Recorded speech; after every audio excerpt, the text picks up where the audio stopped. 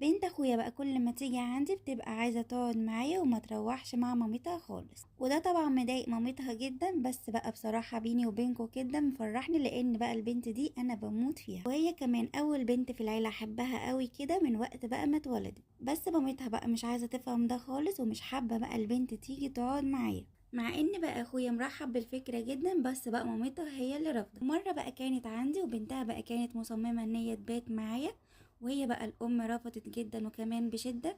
ولما بقى سألتها على سبب الرفض كانت بقى بتغير الموضوع وما كانتش بتقول اي حاجة مفيدة. بس بقى انا اعتقد ان هي رفضت علشان بقى في مرة البنت طلبت مني حاجة حلوة، وانا بقى قمت اعمل لها الطاجن الصغير ده، وهي بقى البنت كلته لوحدها. ومرات اخويا بقى شافتها وزعقت لها، وسمعتها بقى بتقول لاخويا اختك بتعمل حاجات لبنتي وبتاكلها لها وهي مش مفيده. مش عارفه بقى فعلا هي رافضه علشان الطاجن ده ولا بقى في سبب تاني.